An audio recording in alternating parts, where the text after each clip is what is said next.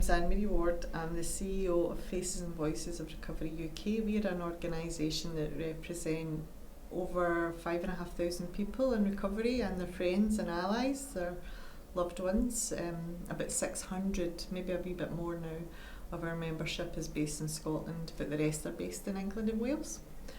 So yeah, we're an advocacy organisation. We were set up to make three things happen. First and foremost, to make recovery visible.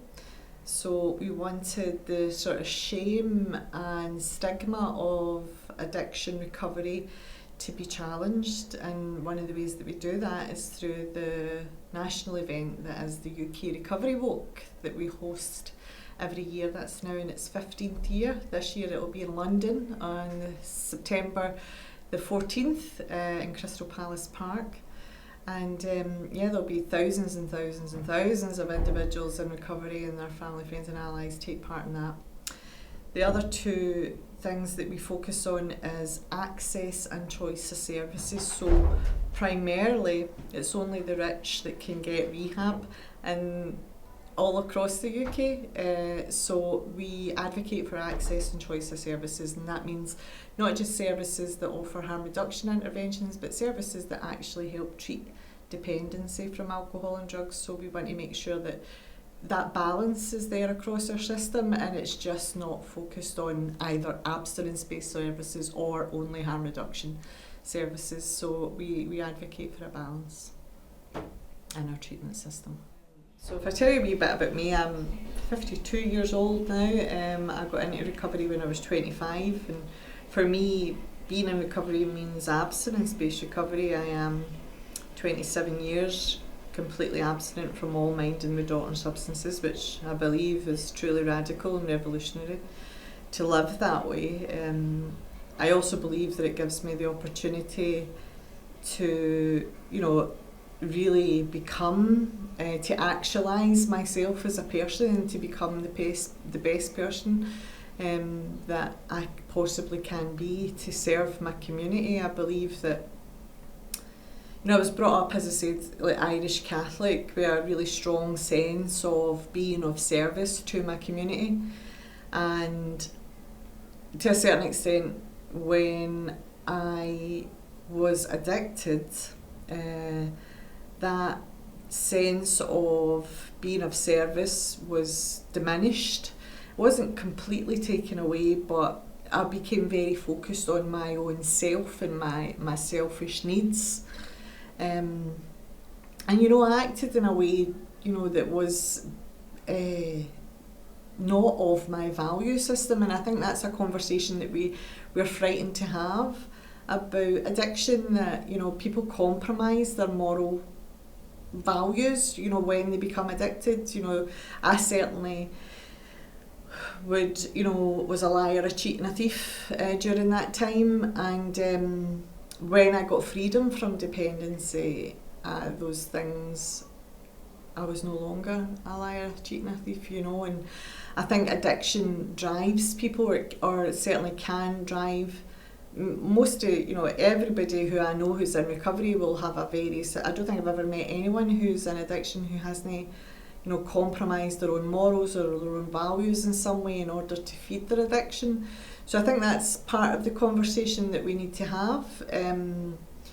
Of course we have to provide services that can help people get freedom from dependency, but my experience was that it was, as soon as I got that freedom, there was no need for, I could re-establish the morals and the values that I had, and not only re-establish them, build on them, and challenged some of them as well. There was some of the sort of the Catholic values that I'd been brought up with that I really rebelled against during my my drug use, and then when I got clean and sober, having the opportunity to explore a relationship with a higher power of my choosing, which for a long time was not my traditional belief, or even I never really looked at. I kept Catholicism in the background for a long time.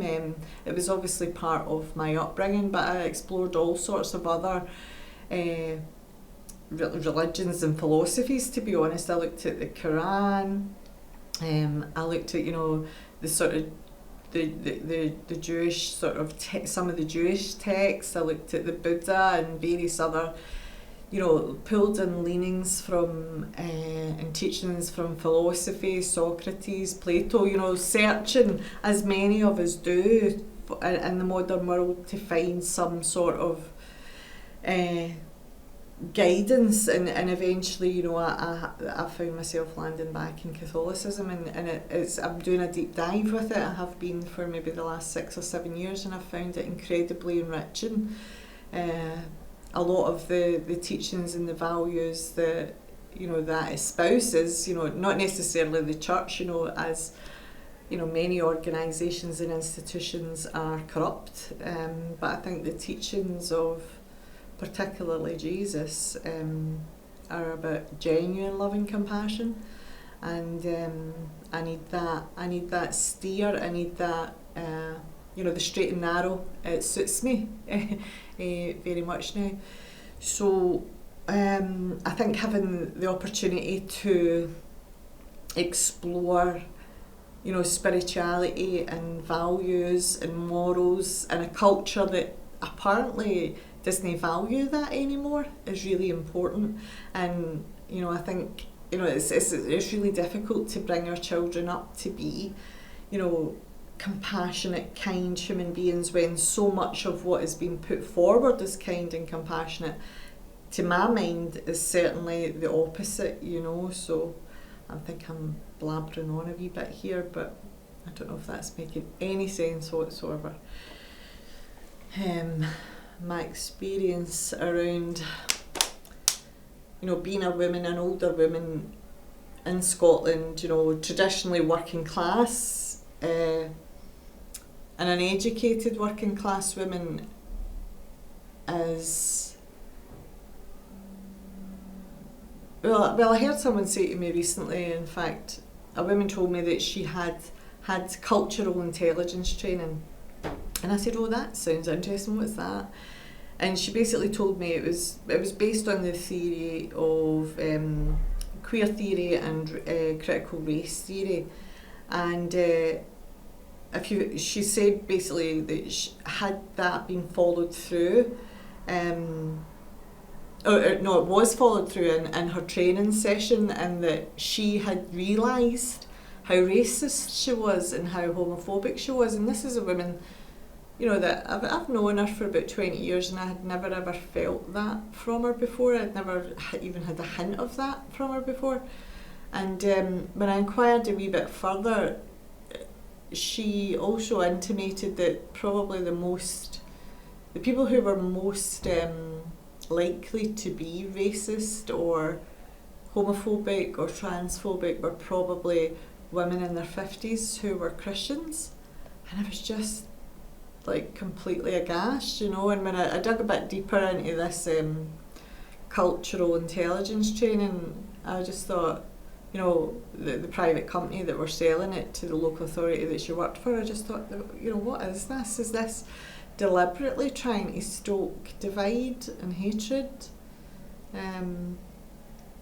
That's primarily why I keep falling back, in the last few years in particular, this so-called progressive and woke conversation has, it's pushed me further and further into the teachings of genuine loving compassion, which I believe come from Christ.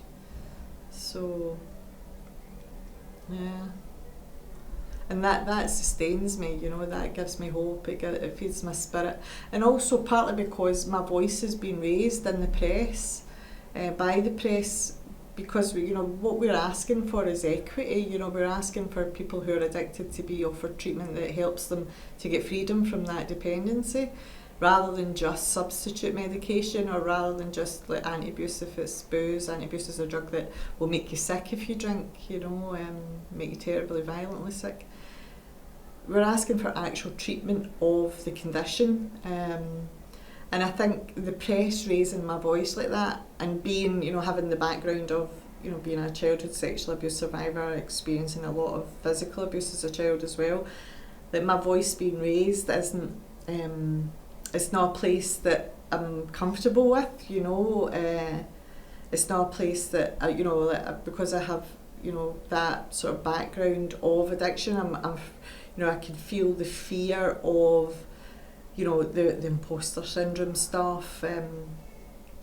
So my voice being raised in a way that is valued, and that is being amplified, has brought up quite a lot of fear, and where my faith has got stronger in that I am asking, for my higher power to give me the words, and for that voice and that amplification to be used in a way that is not just of service to my immediate community, the recovery community, but in service overall. So